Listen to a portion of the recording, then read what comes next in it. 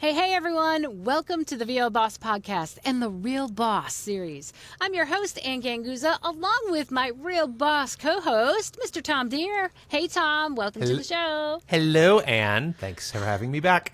Oh, Tom, we had the best episode last week on Mythbusters, busting the myths about voiceover and telling the real truth. So we did part 1. We're back for part 2. And boy, do we have a lot of great stuff to talk about. Yeah.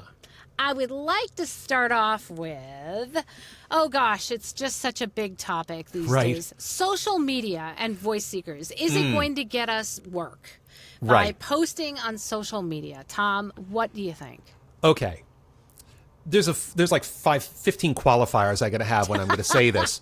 But I hear you. So at the beginning, I'm going to say that for the most part, voice seekers are paying absolutely no attention to anything that any of us are doing on social media. Now, with that in mind, that's a very broad brushstroke, and for the most part, they are not paying attention to your. Hey, listen, check out this video I just this explainer video I just did. Aren't I awesome? They're not paying attention to any of that stuff. For the most part, if a voice seeker is vetting you via your social media presence, it's to either see if you're an NDA violator. Yeah. To see if you're a client basher. Oh, can you believe this stupid sentence they made me pronounce, which I see every day on social media? Or if you're some form of political or religious whack job that has the potential to damage their business. Reputation. Their reputation, yes. Exactly. Oh, absolutely, Tom. And Yeah. I'm going to say, first of all, why don't we step back and say, how do you engage on social media? Like for me, it's all about entertainment. Right? Yes. At this point, there's so much out there. If I'm going to social media, it's going to be looking for an influencer that might be showing me about the brand that I'm interested in. And I'm going to say, I might be looking at clothes or makeup or curling irons. And I want to find out how they work and if they work great. Now, I'm not saying that a voice actor can't be on social media and demonstrate that you have a great voice. However, I think that whole direct sale method, which is it doesn't work for voiceover, right? We're never supposed to be selly or announcery. No. Also pertains to social media. So that means just provide entertainment, and as a hashtag maybe, or in the notes, maybe throw in that you're a voice actor, because people buy from people they know, like, and trust. And that, I think, is what you use social media for. And so entertain people, and be, give them something of value, and then they'll pay attention, and then maybe they'll say, oh, you know what, God, she's got a great voice, I love her personality, I bet she'd sound great doing this campaign. Yeah, so there's my social media presence as a voice actor, and there's my social media presence as the VO strategist. So putting the VO strategist over there, which is a different animal, as a voice actor, I feel that my job is to demonstrate my humanity. I like that. Demonstrate, because I always tell my students, be a good human, collect good humans. Demonstrate your humanity online, which has a lot of virtue on multiple fronts. Well, one right now, and this is something, we could talk about, is that I think more and more voice seekers are going to look to see that when someone submits an audition, that they're actually not an AI, that they're an actual human being. So looking around and going, okay, this person is a human. Okay, cool. Yeah. That's a small percentage, but I think that percentage will grow. That's how I vet my clients, actually, right? And are they real? Now, see, I've got another idea for an episode. It's like, have you ever not gotten paid, right? Well, I vet my clients in a lot of ways, and that's one way. Make sure they're human. I might actually pick up a phone, just saying. I might pick up a phone to see if there's a human on the other end of it. Right. So demonstrating my humanity as a voice actor is just, people work with people that they like. People work with people that they trust. People work with people that aren't putting on airs. So, and are authentic. Yeah, so I'm a geek. I like comic books. I talk about comic books and superheroes. I like comic book movies and stuff. So a lot of my content is talking about that. I live in New York City. I walk around New York City with my wife. I take pictures of interesting things I see in New York City. But yes, I do occasionally do a social media post pertaining to some voiceover work that I've done, but it's never about me. It's always about the product or the service, the client or whatever. So for example, I got a One Voice Award nomination. Didn't win, but that's okay. It was an honor to be nominated about Me public too. service it's a public service announcement I did for the Humane Society of America that talked about the 4,000 beagles they rescued from that lab in Virginia last year. This PSA announced that all 4,000 beagles got adopted. So I got cast to do that. And what I said in social media is that I have owned 2 beagles. I'm a dog lover. I've owned 2 beagles. So being given the honor and privilege of narrating that spot meant a lot for absolutely. me as Tom Dheere, human being. Not about, don't I sound wonderful in this? And I got engagement through that. I got positive responses through both voice seekers and fellow voice actors and just friends and family that are following me on social media. Yeah. So that's a way to do it. That's a way to do it. I think it just is not one of those things where you're going to create an ad that says, "Hey, I'm a voice actor. Let me voice your copy." Yeah. And then run that out on social media. It doesn't work that way. I think there's more of the relationship. I mean, to me, social media has become all about relationship building, and really just entertainment, because we are just inundated with content and chaos, online material, and so I think for me, I go to social media to kind of just get away from it all in a way, and I seek out those things that entertain me or provide value for what I'm looking for. Again, for me, I'm a big shopper. I'm a big online shopper. So now I'm looking for influencers, and I'm looking for video of influencers. And I will say that, my example of somebody who's so effective at really creating business for himself is Stefan Johnson, who he does a series on TikTok and Instagram where he talks about food, and he does like food reviews, and he's funny as hell. And just the fact that he's entertaining, he's funny as hell, he's got maybe that hashtag voice actor, everybody has come to know and love him because he's done thousands of videos, and he's got like a billion followers. And so yes, that works amazingly well. And Tom, I know that we had discussed this earlier, but let's say you are the voice in a video game or the voice of a national brand, and the other thing, you want to make sure that you are on social media, that you're being careful, that you're not like crazy bashing other people or doing something that would risk the brand integrity of the company that you work for. I mean, what are those famous cases back in the day when I think the first thing was it was the Aflac. Was it the Aflac commercial? Duck? Yeah. The duck, and people that just in a minute you can ruin a brand by saying the wrong thing or doing the wrong thing on social media. Right. So I think you have to be very careful. I'll give you a name-droppy example because I'm very excited about it. Is that in a few weeks the Inspector Gadget video game releases, and I am Inspector Gadget. Yay, and which I'm very That's excited awesome. about that. And I had been talking to my business. You are such an Inspector Gadget. I can totally see that, Tom. Go Gadget roller skates and all that other. Well Thank cast. you. Thank you. But as I was trying to plot out a marketing campaign, I quickly realized it's not a good idea because I don't want to interfere with the brand that is Inspector Gadget, and I don't want to interfere with the video game production company that did it, and I don't want to cause any potential issues with my manager that got me that audition, that cast me in it. So I will piggyback, retweet, repost, share whatever they do. Very smart. And say, and again, it won't be about me. It'll be, I watched Inspector Gadget when I was a kid, and it was such an honor to be able to be the voice of a character that I loved listening to when I was a little kid. I'm so happy for you. I mean, Thank you. They don't call you the strategist for nothing. I'm just saying that's a really wise strategy to retreat. Well, it is a treat. Re-X now, I think. Yeah, Re-X. What is that? Yeah, what is I don't that now? know. Or rethread it. Forward that, repost. All that stuff is really wonderful. Okay, so now I've got another myth. Okay. That I hear all the time. Okay. Coaches and demo producers.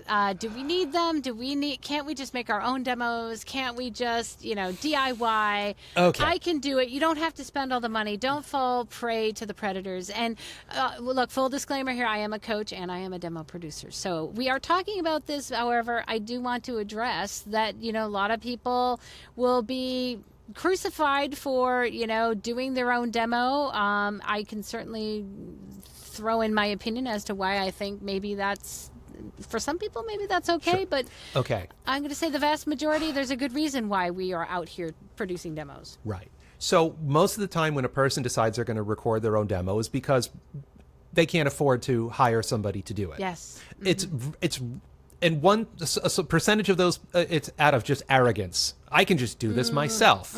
I'll just go in my bathroom and close the door and just do it. And I will have no training, and I will be recording in a not good environment, and I'm just going to do whatever I do. I'll direct myself. Yeah. Okay.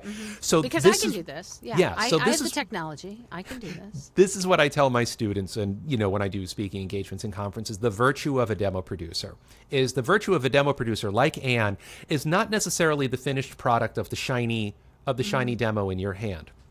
I think it's three things. Number one, Ann or other quality demo producers is going to teach you genre proficiency, how to narrate e-learning as opposed to video games, as opposed to audiobooks, as opposed to medical. So what muscles do you need to flex to be able to do this particular genre well? And there are always tips and tricks and nuances and subtleties for every genre, and an experienced coach and demo producer like Ann can teach you that.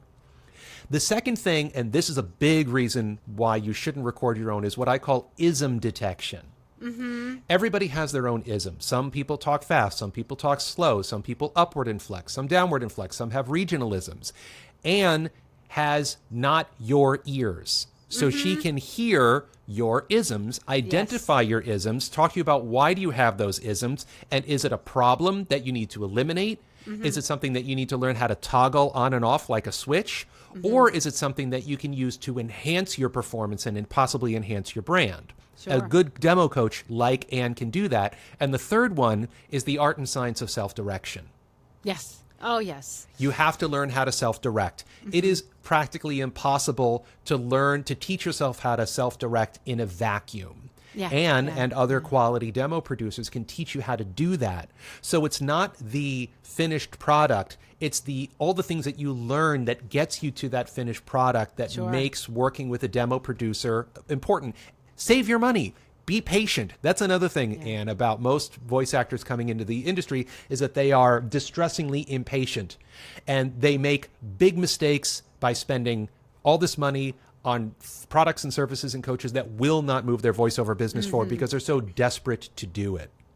Or I'm going to say that they come in and they don't have any money to spend. And I don't I'm not here to shame people who are financially, you know what I mean, looking for a new resource or revenue stream. But like in any good business, Tom, and I say this over and over again, you do have to invest. And one of the reasons why you would save to make an investment is, again, my big thing, Tom, you said everything so eloquently and so well that really you don't have ears yet. And so while technically you may be able to go, even if you had a nice studio and you bought the best equipment and you have a good sound and you're you're a musician, right?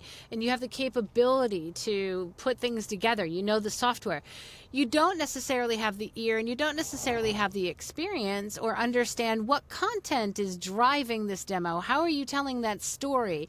How is that being put together to really showcase your acting in its very best light? Because if you're new to the industry, you don't know, right? You don't know what that is yet, and it's hard for you to hear that or have an ear for that. And so that's one of the best reasons to hire a professional. It's kind of like, look, I worked in technology and I worked in computers and running our computer department, and I did a website, for years for the school district that I worked for. But do I make pretty websites? I know functionally what I want to do, but I cannot do the graphics. It's not what I was trained to do. And so therefore, hire somebody that's trained, and then that's what they do all day, every day. They work in the industry. They know what's trending. They know what's current. And that's why it really helps to have a vetted, coach and demo producer, not just one that's going to take your money and give you a demo after a weekend. Again, that's the big misnomer is that, I can do a couple of sessions and then get a great demo after a weekend. Well, if you've not spent any time actually studying and practicing to be a professional voiceover actor, you really don't have any business making a demo, because that demo, as Cliff Zellman always likes to say, I always like to quote Cliff, is a promise, right? That you're going to be able to recreate that sound any given day or, night when you're being requested to. And so if you, I guess if you do your own, you could probably reproduce that sound. But still, I feel like without the coaching, right, you're not gonna be able to get to the sound that is probably what most clients want. Yeah. Without the work, Right. work involved, right? You got to spend more than 4 hours of your life on voiceover to be professional, right? I'm just saying. Nobody thinks they can pick up a violin immediately and start playing at a concert level, but everybody that has an interesting voice thinks they can start doing voiceovers professionally immediately.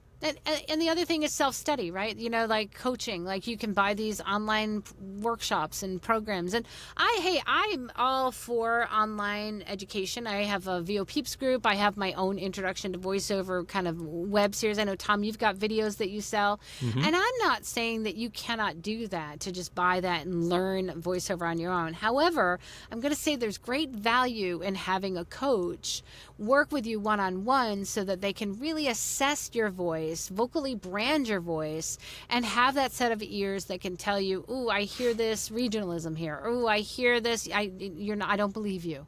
I need you to make that script more believable. So there's a lot to be said for having a valuable extra set of ears on the other end of that, and to help coach you through the things that you don't know yet. Yeah.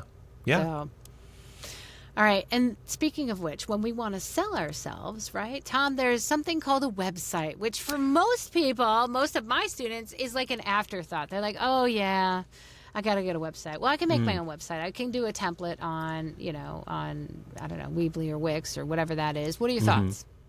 Well, it's funny because people have these assumptions coming into the industry. I need an agent. I need to join the union. And for many of them, it's I need a website, or it's I don't need a website because I'm going to get a big honking agent immediately, and they'll just do all the work for me. The problem is that most voice actors don't understand why they need a website. And why a voice actor needs a website is for a couple of reasons. One is for just credibility. Just so if someone looks you up, or if you market to them and there's a website to go to, it's like, oh, okay, this is a human, possibly, hopefully human being, and here's their website, and here's their demos, and here's their verbiage, and here's a picture of them maybe, or not, or a little about page or something like that, and it's like, oh, okay, this is who they are. Yeah. So credibility is one thing. And the other thing is, and then if they get that website, there's another myth, which is people are going to find me through my website. They're just going to look some stuff up on Google, Bing, Yahoo, or whatever and find you. And that is 99% of the time patently false, because there are literally tens of thousands of voiceover websites out there. So your job as a voice actor is to build the website and then drive traffic to the website through your direct and indirect marketing strategies. Make it functional so that people, right? People can actually find you, contact you, and hire you. And yes, That's yes, it, and right? and to that end, your website, the most important thing that your website needs to do is one thing: have downloadable demos. Yes. And I'm a big believer in first impressions really make a difference. If I go to a website and I feel like, oh God, this is just like every other website I've seen. Right. And it's a little bit antiquated, or it's not if I cannot access the information I need right away and functionally be able to navigate it easily. And also it has to be pleasant to look at. And for me, I mean, gosh, I worked in technology for so many years, and I actually ran the web servers, and I back in the day I was I knew Joomla, and I used to put content into our websites, but I certainly am not a graphic designer by design at all. I mean, I didn't go to school for it. I know what I like, I know what looks pretty, and so for me to think that I could make it look beautiful, I'm going to hire somebody that does that as a full-time gig. And that, I believe, first impressions are everything, because when I go to a website, it immediately establishes an idea of the brand, right, of who I'm I'm dealing with, who I'm talking to. They're human, like you said, and I get a sense of who they are, and it also gives me a sense of trust. Will I trust this person to click the button to pay them, or Right. click the button to contact them? And that's what I want, because again, I'm a big online shopper. Just saying, God, people are going to have this idea about me, but all I do, I mean, gosh, the pandemic didn't help at all, right? So all I did was click, buy, Right. because we weren't going anywhere, right? So online shopping is a big thing for people. And again, convenience, right? And also like, okay, should I, what do I feel about this product? How do I feel about this product? Is it good? Am I going to buy something that's worth it? That's going to be worth my money? And that is something that your website is a showcase of your brand, your value, your worth. And if you don't want to invest in that look, in that first impression, well, you might be losing business. Right. So so everything Ann you said is 1,000% correct. And I'm going to give all you VO bosses out there a little bit of a break. So think about this. The vast majority of the work that you're going to get when you're early in your voiceover career is online casting sites, right? You join online casting sites, you do auditions, which is short term. It's not short term because I'm still on them. But I'm saying is it's the easiest way to get casting opportunities is through online casting sites. While you are developing your auditioning abilities, your rate negotiation abilities, your DAW abilities, your project management skills on online casting sites, you can start with a Wix or a Weebly or a Squarespace free site for starters, just as a basic landing page. And as you are slowly building your direct and indirect marketing skills, and you're slowly building your brand. And your brand and your portfolio, now you can start to take those gigs that you've booked, the brand that you have developed, and slowly layer and build that website. So this isn't something that you should feel pressured to have perfectly right out of the gate, because once you get that shiny demo in your hand, you probably have no idea what your brand is, and you have no idea what the industry is going to say to you. I thought I needed to do commercials when I started the industry, and then I found out that my niche is primarily e-learning. So it's okay. Start with a basic website, Wix and Weebly, Squarespace, whatever. And then as you are developing yourself, do everything that Ann just said to get your website to a point when you are ready to really hit the ground with direct and indirect marketing strategies and driving traffic to your website. It will be ready. Yeah. Totally agree. And people always say, well, should I do my website? I'm just beginning voiceover. I always say it's a good idea to start thinking about it, because a website evolves over time. Yes. I mean, it's not like you're going to have a perfect website overnight. God, if I were to show you pictures of my initial websites, whew, mine is the worst. If you go to, the Internet Archive, you can go to Internet Archive. Once in a while for fun, I'll go and look at mine, because TomDheere.com was first created 2002. So my website is it's going to be 21 years old in a couple of weeks, and it is a dumpster fire. I had a microphone. I had a microphone as a logo, of course, with a flourishy thing coming out of it. And I'm not saying, hey, look, some people have microphones for logos or built into the logo. I'm not bashing it, but it was every other website that was a voice actor had that microphone. And, but that's okay. I mean, we learn, we evolve, and we evolve along with our brand. So yes, all right, here's another one, and the last one I think that we'll have time for, and that is, I need a 416. I need a U87. I need a TLM 103. I need really good equipment. Now, I am speaking on a 416, but I will tell you that it took me 10 years to get that. So do I need great equipment? Especially now, because everybody says since the pandemic, our home studios have to be like perfect. We have to have good sound for our auditions, otherwise we may not get cast. What are your thoughts, Tom? I think it's a parallel between developing that website and developing your home recording setup. I've been doing this. I started home recording in 2006, and I'm only on my I'm only on my third microphone. Oh my God, me too. Oh my God. Really? That is crazy. That's so weird. Okay. Wow. AT 2020, Rode NT 1A, and then TLM 103, and actually TLM 103, and then 416.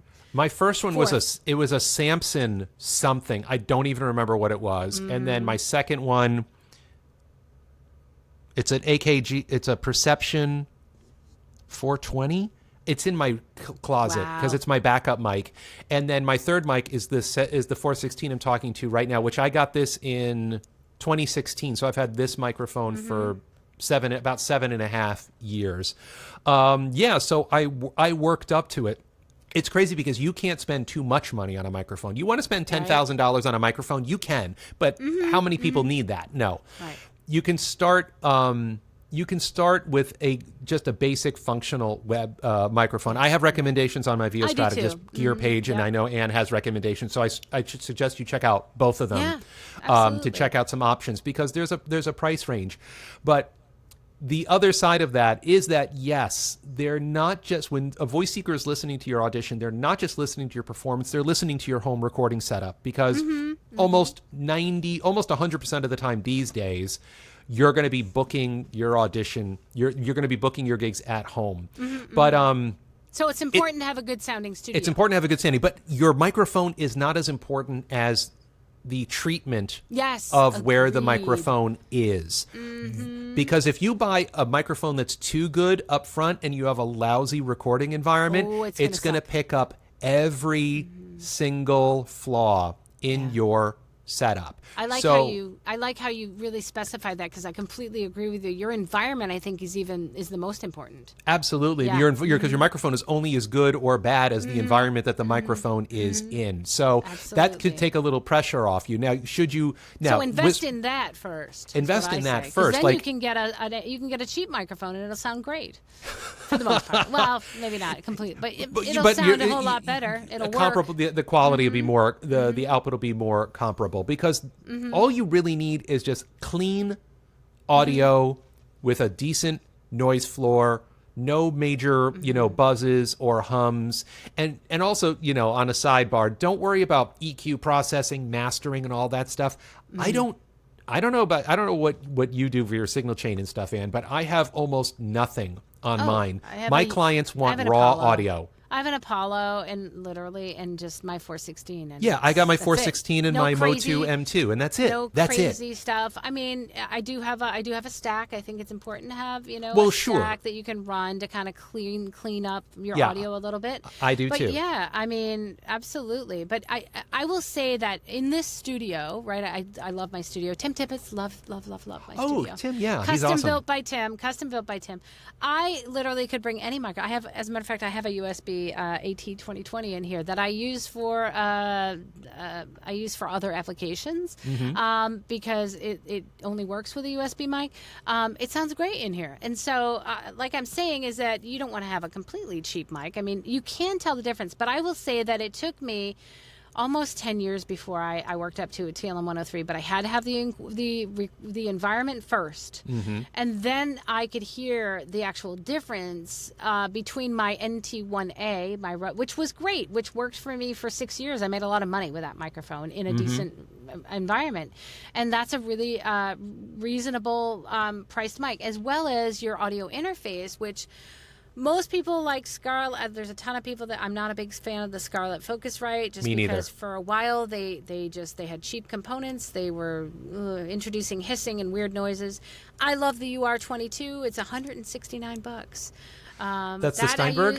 The Steinberg, yeah. Yeah, I had the UR12. It was great. Yeah, it worked for years. And then I just upgraded to an Apollo, which is, I love it, but it's also flighty and a little bit, it's a little bit flighty with my operating system. But that's okay. I mean, I love it. But I think that you can absolutely get away with a reasonably priced microphone as long as your environment is good. Right. And as you get more work, you'll be reinvesting in your training, you'll be reinvesting in your website, and you'll be reinvesting in your gear and specifically your microphone. So it's okay to start with a cost-effective microphone. You'll get better ones down the road. Absolutely. Yeah.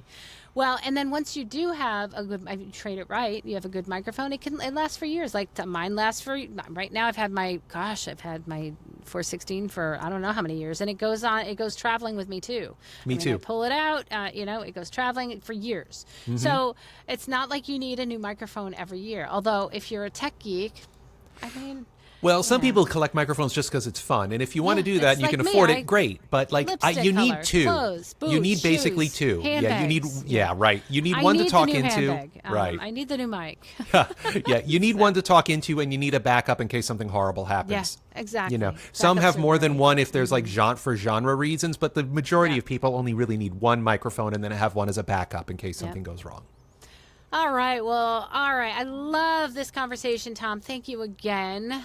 Thank you. For busting the myths.